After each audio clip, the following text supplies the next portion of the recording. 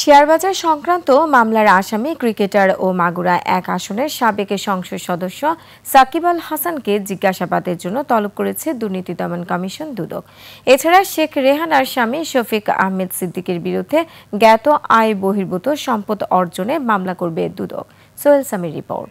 আপনার প্রিয় কাপড়ের যত্নে এলো এনজাইম সমৃদ্ধ Arik silver wash detergent powder 500 গ্রাম মাত্র 70 টাকা। প্রিমার্ক।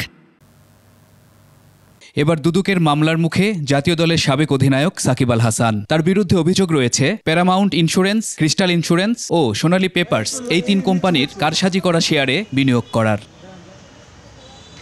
সাকিব আল হাসানকে ২৬ নভেম্বর সকাল 10টায় হাজির হতে বলা হয়েছে। সংবাদ সম্মেলনে দুদকের মহাপরিচালক জানান, মাগুরা এক আসনের সাবেক সংসদ সদস্য সাকিবের বিরুদ্ধে জ্ঞাত আয় বহির্ভূত সম্পদ অর্জনের অভিযোগে পৃথক একটি অনুসন্ধানও চলছে।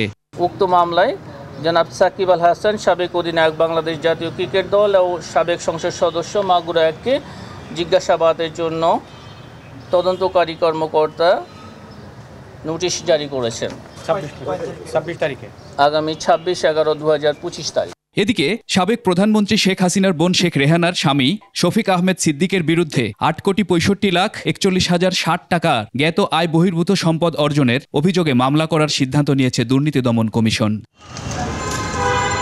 শিগগিরই এ নিয়ে মামলা করা হবে বলেও জানান দুদক মহাপরিচালক।